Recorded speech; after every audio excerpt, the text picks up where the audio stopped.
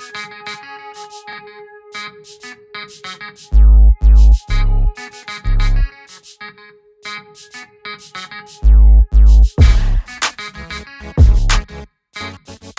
I'm currently living in Beijing, China, and I've lived here for about 3 years. One thing that I've noticed is that there is a large gap in knowledge of China's tech scene for people who are living abroad. And by abroad, I mean not in China. I think it's really important for people to understand China's tech industry because it's extremely interesting. So what I'm going to do is bring really good English language content about topics in China's tech scene. This is going to include anything from applications to new companies to new products. I just want to cover it all, and I'll try to post a video every week that covers a new topic. The first topic that I'm going to cover is the infamous Taobao. Taobao is one of my favorite apps. I use it almost every week. Taobao is basically like China's Amazon. You can buy anything off of Taobao. Makeup, electronics, little bananas, anything. I'm covering Taobao first because of its wide-ranging reach. I believe that Taobao has revolutionized the way that people buy things in China. It's changed this market scene that China used to have that was very prominent back in the 90s and 80s and isn't so prominent now. And it's also been responsible for making people renminbi millionaires. Now, millionaires, you say, that's amazing. Yeah, I mean, Taobao has made people millionaires. If you're interested in learning more, stay tuned for the rest of this episode. First, let's take a moment to look at some of the background and history of Taobao. Okay, so the history of Taobao. Taobao is, of course, a Chinese word, so we're gonna break down the Chinese a little bit really quickly. So the character on the left is Tao, second tone or rising tone, and it means to sift or to pan. And then our character on the right, Bao, which is third tone, means something precious or a jewel. So basically Taobao means to sift for treasures, and that name is great because that's kind of what you're doing when you're sifting through Taobao. You're like hit with like thousands upon thousands of options, and you're just kind of like sifting for the best one, sifting for the item that fits what you want for that day. So in its simplest form, Taobao is an online shopping website. Apparently at one point, Taobao was able to get its users to engage with the app 7 times a day. That type of in-app engagement is crazy. That's something that's really hard to accomplish, so good on you, Taobao. The e-commerce platform, that's what Taobao is, an e-commerce platform, is headquartered in Hangzhou, China. Hangzhou is absolutely beautiful. It's known for Xihu, or the West Lake.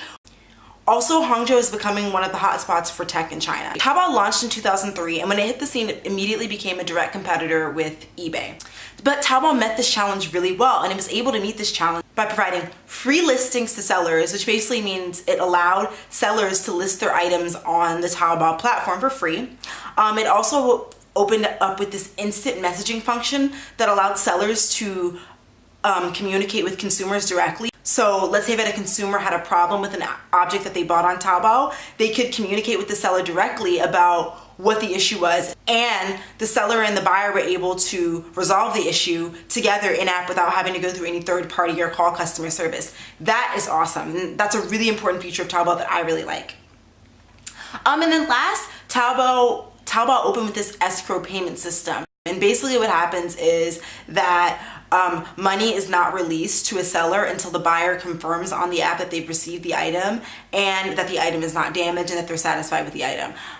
So with these 3 things, Taobao was able to beat out eBay within a period of 2 years, which is amazing. Taobao's initial strategy isn't the only way that it was able to beat out eBay and some of the other competitors like Amazon. Amazon is still in China, but it's not used as widely as Taobao is at all.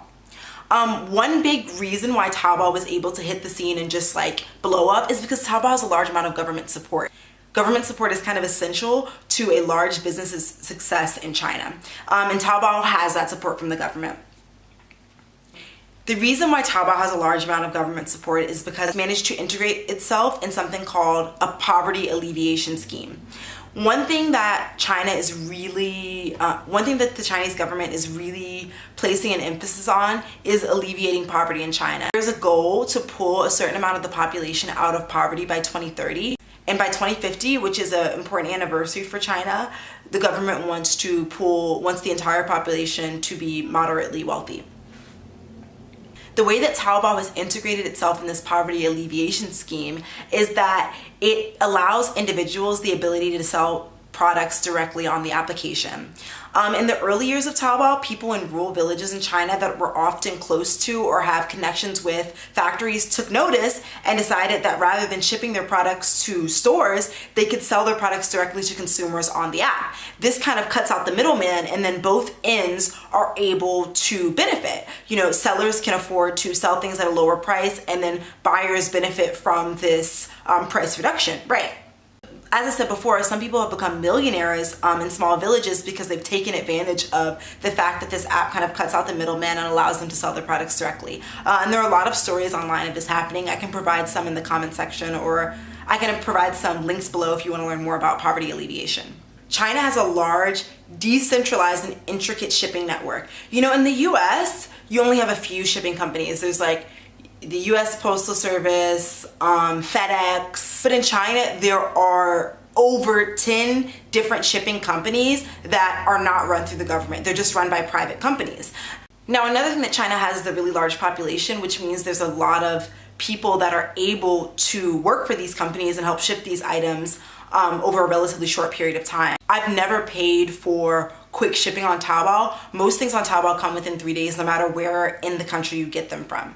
And let's say, for example, you get something, I live in Beijing and I was to buy something from, I don't know, like Shanghai or Henan.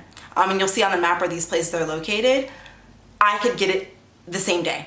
And the last strange but kind of interesting thing about Taobao is that there's this new thing that they're doing, which is kind of like a credit score. This credit score is supposedly calculated based on how long you keep items in your cart before you pay for them, how long it takes you to pay for an item, how active you are on Taobao. It's a really strange thing that started happening on Taobao about 2 years ago that I don't really understand, but I want to research a little bit more. And this is actually a really interesting topic to kind of talk about, because the Chinese government is thinking about instituting credit scores nationwide over the next few years. If you don't know, credit scores aren't really a thing here in China yet. And yeah, it's kind of weird that Taobao is kind of jumping on the bandwagon too. I'm going to do a little bit more research and try to give you guys some links if you want to know more about Taobao credit scores and what they mean and why they're important.